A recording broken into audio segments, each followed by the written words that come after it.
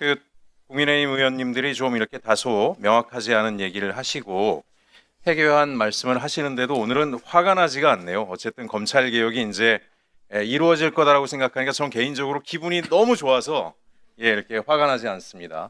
그럼에도 불구하고 이제 몇 가지 오해를 또 사면 안 되기 때문에 말씀을 좀 드리고 싶은데, 사실 뭐 장관님 잘 아시겠지만 경찰의 수사가 왜곡되는 데 있어서 검찰의 기여가 그동안 크지 않았습니까? 수사 단계에서부터 개입을 해서 수사를 은폐, 축소, 왜곡, 어지럽히는 일들이 반복적으로 진행이 돼 왔고, 그렇기 때문에 수사와 기소를 분리하는 검찰 개혁이 이루어지는 게 아닙니까? 장관님도 그렇게 생각하시죠? 네.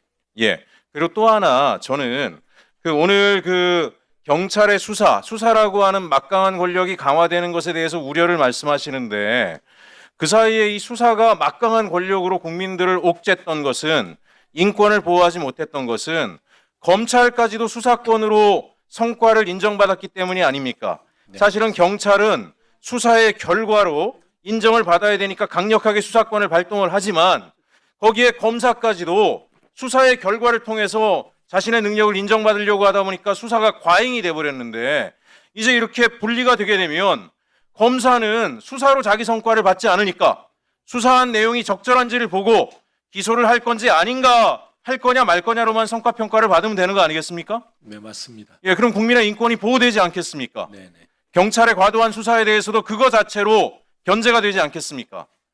근데 왜 통제라고 할 수 있습니다. 어떻게 검찰의 수사권이 남아있는 것이 경찰에 대한 견제라고 이야기하는지, 저는 뭐 국민적 상식으로 볼 때 도저히 납득이 되지 않는다. 다만 이제 경찰의 수사 강화에 대해서 수사권이 강화되는 것에 대한 우려가 있지만, 사실은 검찰보다는 경찰의 수사권을 견제하고 통제하는 게 훨씬 쉽지 않습니까? 그렇습니다. 검찰이 훨씬 강력한 권력이잖아요. 왜 동급으로 놓고 경찰의 권력과 과거의 검찰의 권력을 동일 정도 수준의 권력으로 놓고 뭐 견제를 해야 되나 말아야 되나 이런 얘기를 하지만, 비교할 수 없을 정도로 검찰의 권력이 훨씬 강력했죠. 전관서부터 해서 뭐 기업 재벌들까지 다 나가서 네트워크돼 있고, 대형 로펌에 나가 있고, 정치권에도 검사들이 훨씬 많이 진출해 있지 않습니까? 그런 권력으로 인해서 수사를 개입해서 어그러진 건데, 이제야말로 경찰이 자기 수사를 온전히 할 수 있는 기회가 만들어지는 거고, 그 경찰은 그 정도의 무한대의 권력을 갖고 있지 않기 때문에 저는 행안부나 정부에서 합리적인 대안 만들면 얼마든지 통제하고 견제할 수 있지 않습니까?